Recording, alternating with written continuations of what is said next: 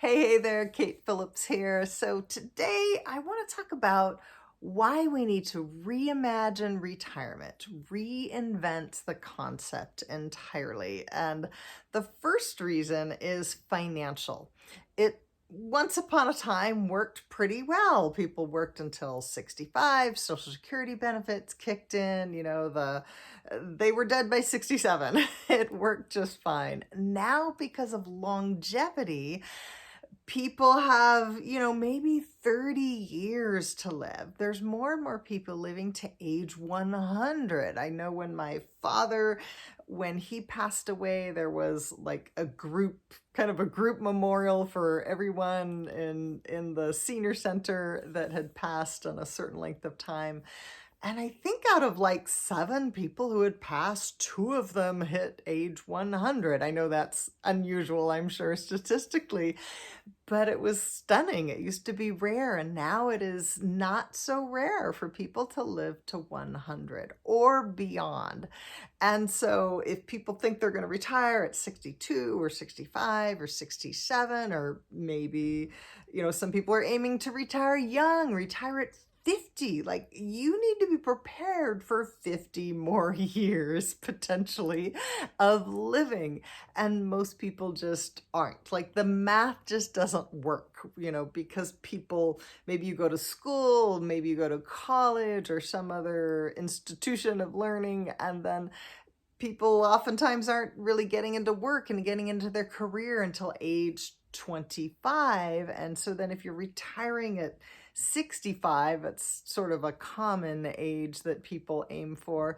Then, you're looking at working 40 years and then trying to live another 30, potentially even more years on the money that you save. And of course, we've got inflation working against us. That's why there's Monte Carlo simulations. I did a separate video about, how much money do you need to retire? And today, like I said, I want to talk about why this model is broken. And financial is really just one part of the model. Something that also happens to people when they retire early is they get bored, believe it or not.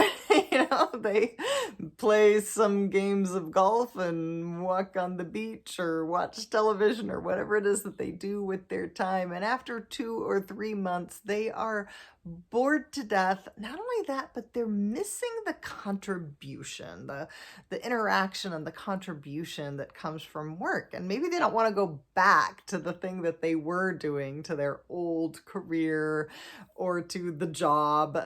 Maybe they especially don't want to go back to the cubicle or to the commute.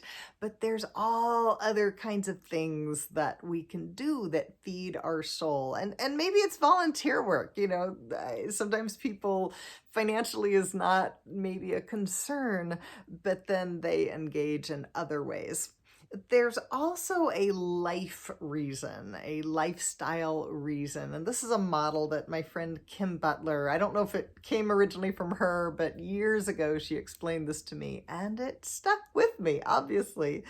And it's this model where we tend to divide up life into these 3 categories.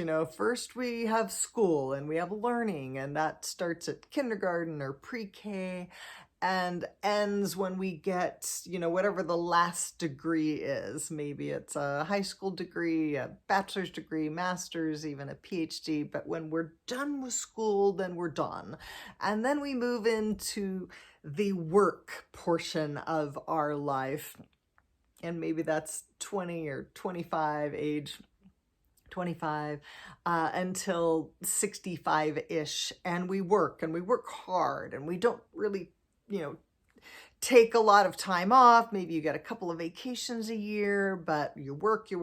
And if you don't like it, too bad. It's your time to work until it's time to retire and get that gold watch. And then when people retire, then we go into I'll call it the enjoy phase. And maybe that's travel and play and adventure, if you're still healthy enough at that point. Or maybe it's the sit phase if you don't have the budget or the health to to travel and enjoy life, then maybe it's the sit around and watch TV and eat top ramen phase. Not really a phase I would look forward to. Um, but but again, it's this, okay, school, learn, work, and now you retire and you enjoy and you play. But what if we just put those three things into a blender, and now you have permission to enjoy all three all life long. So then, instead of learning until we get that degree so that we can work the job, so that then we get to a point where we don't have to work the job, we are instead becoming lifelong learners. And whether that looks like maybe going back to school or getting mentors or reading a lot of books, it can look a lot of different ways, but acknowledging that we are lifelong learners, and the more we invite our minds to keep learning, then the younger we stay. And then, yes, we work and we contribute, but it doesn't have to look like full-time work for 40 years. And then you retire and you get the gold watch and you're bored or you're, worried that you're going to run out of money. Instead, we work, our whole life long. Maybe beginning as children, and Kim Butler was somebody that she worked as a child, not for money, but she grew up on a farm, and so she milked cows and put her way, earned money for her to put herself through college.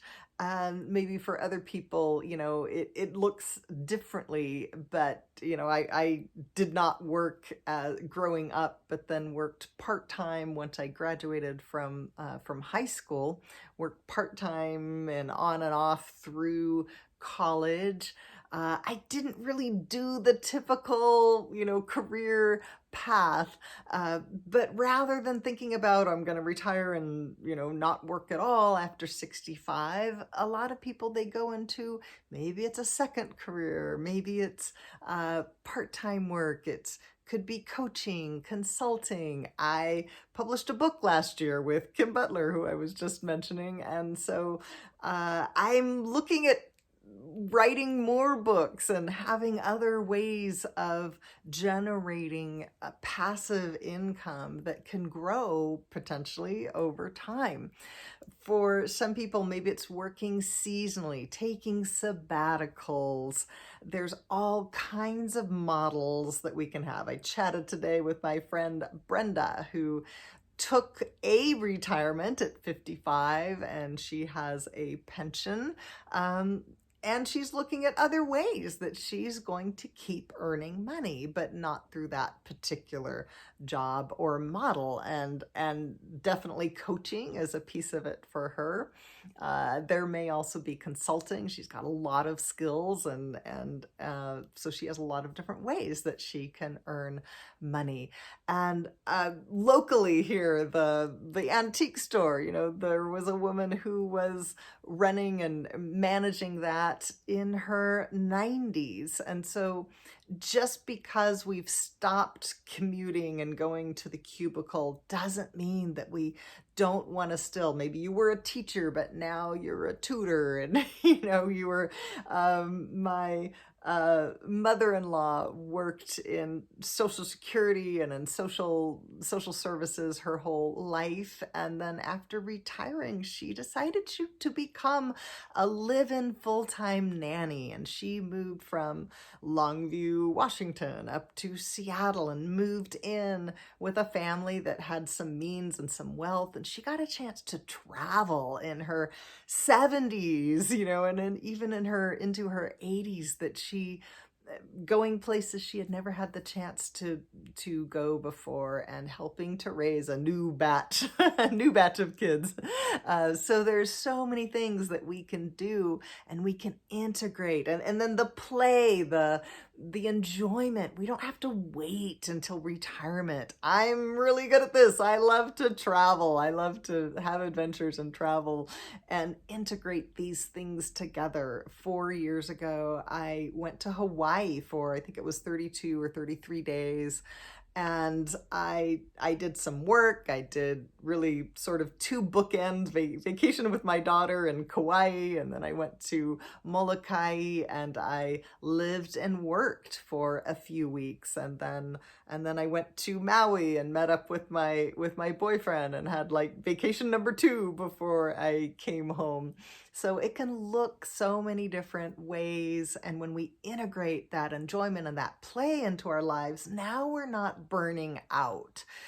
When we integrate the learning and the work and the contribution and the enjoyment, then we have a sustainable lifestyle where we are connected and we are contributing and we are continuing to earn and continuing to be able to save without, oh my gosh, I just can't wait till I get to 65 and I leave this job. So I want to leave you that model as a new possibility. And not only, I know we talked about why we need to reinvent and reimagine, but that's some models for you to play with. I'd love to know what you got out of this, and leave me a comment. Let me know if you liked this. Give me a like, give me a subscribe, or if you're on Facebook, give me a heart. And remember, you are powerful, you are prosperous, you are free. You're not limited to the models that are around us. We can create our own. Have an awesome rest of your day. Bye-bye.